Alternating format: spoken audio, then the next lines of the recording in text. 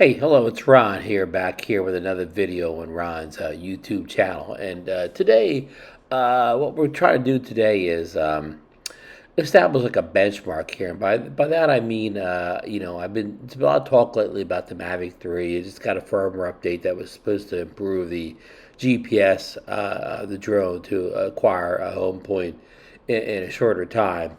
And there's a lot of controversy around that. So, I mean, one of the things is what is an acceptable time to acquire your GPS lock, your home point. So what I'm doing here today is I got the little DJI Mini 2 out here, and I'm going to try to get a GPS lock here.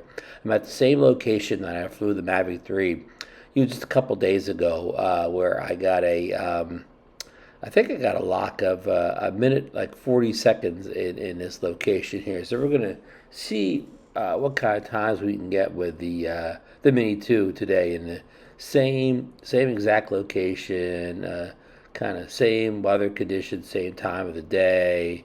Things being as equal as we can get here. And again, it's just a matter of what is an acceptable time for the Mavic 3 to get satellites. And and thing is here, a lot of people have a hard time swallowing it. Could take the Mavic up to 4 or 5 minutes to get satellites at the price point it came out at $21.99 compared to the Mini 2, a $449 drone that can get satellites in much quicker time. So this doesn't make a sense to a lot of people.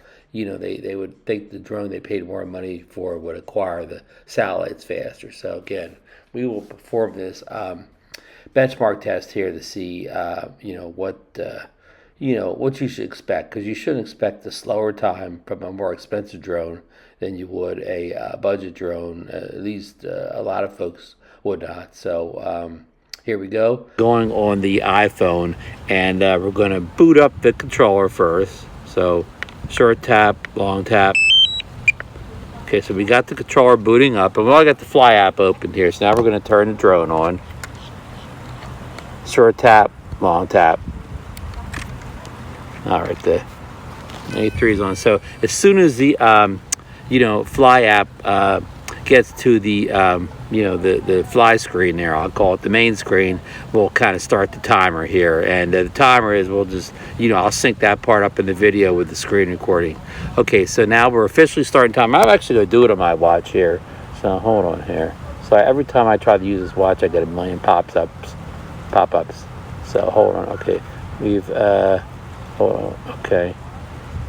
Sorry, I didn't organize this first. We get the timer going. So okay, we missed a few seconds, but I'll subtract those. So okay, so right now we've got 8 satellites already, and let's see here, 10 satellites already, 13 satellites, waiting for home point lock, 14 satellites.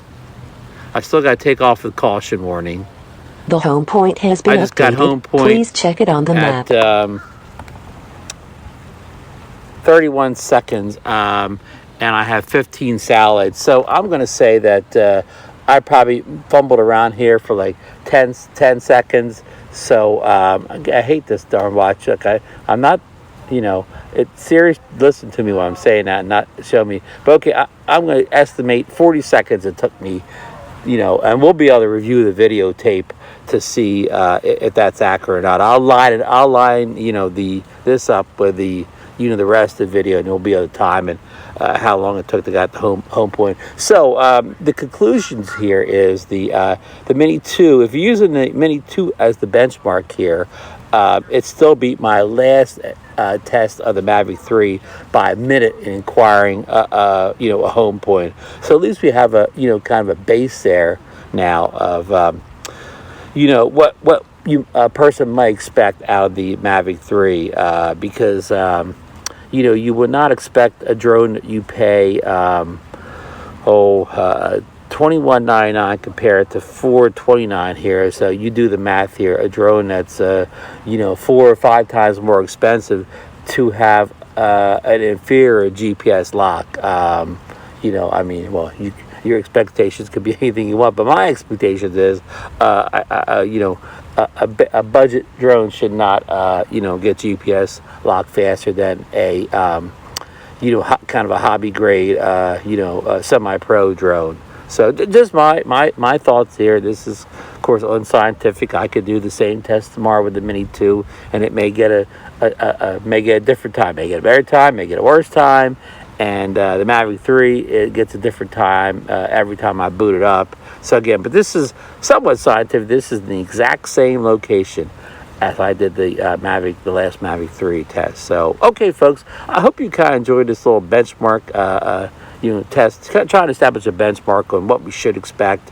And, and I don't have the Air 2S with me down here in sunny Florida, but I will test that out when I get back to New Jersey here in a few weeks here after the Great Florida Drone Meetup this weekend. So, folks, that's about it for today. I hope everybody, is enjoying, whatever current drone they have right now. I don't want to make them out of molehill with this GPS lock. I mean, obviously, whatever, 35, 40 seconds here is perfectly acceptable. A minute 40 for the Mavic 3, is that acceptable? I mean, I'd say that's acceptable. It's not that unacceptable. I mean, maybe 5, 6, 10 minutes is unacceptable. But again, it's a different benchmark for everybody, different conversation. So I think that we're blowing this up a little bit, but I still, it's a lot of interest out there.